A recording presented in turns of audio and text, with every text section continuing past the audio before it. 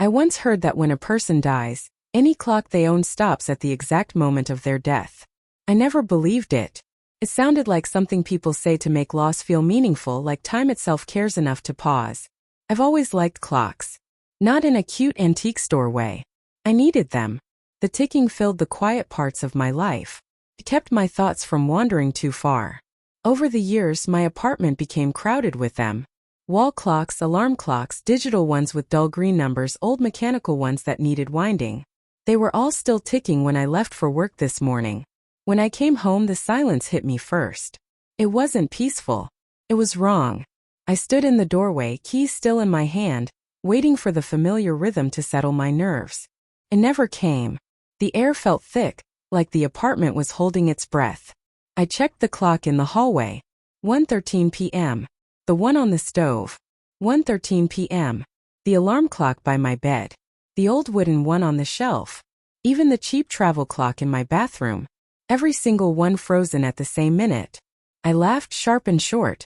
Electrical surge. Power glitch. Anything but the thought creeping up my spine. My phone rang before I could convince myself. It was my brother. I didn't answer at first. I stared at the screen until it stopped buzzing. Then it rang again. I already knew. When I picked up, he didn't say my name. He just started crying. He told me our father had been found in his house that afternoon. Natural causes, they think. Peaceful, they said, like that word mattered. Time of death. 1:13 p.m. I sat on my bed after the call ended, my hands numb, my ears ringing. I looked around the room, really looked this time. Every clock in my apartment had once belonged to him. He used to give them to me as gifts. Birthdays. Holidays. No explanation, just a quiet smile and a, "You'll need these someday." I thought it was his way of showing affection without saying it out loud. I whispered his name, then stopped. The sound felt too loud. That's when I heard movement. Not ticking. Footsteps. They came from the living room below my bedroom, slow and uneven. Each step dragged slightly, like the floor resisted whatever was walking on it. I held my breath, listening. "Dad," I said before I could stop myself. The footsteps paused. Then I heard something else. A sound like metal grinding together. Like gears forcing themselves to move after being still for too long. Tick, tick, tick. It wasn't coming from the clocks. It was coming from the hallway. I locked my bedroom door and backed away, my heart hammering. The ticking grew louder, irregular, desperate. Every few seconds it broke into something else. A whisper. My name, stretched and warped, spoken like it was being remembered for the first time. Sometimes it sounded like him. Sometimes it didn't.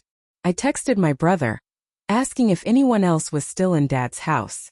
He didn't respond. My phone screen flickered, then went dark. The footsteps started again. Closer now. Each step was heavier than the last, like whatever it was had finally figured out how to move properly. The ticking matched the rhythm of its walk.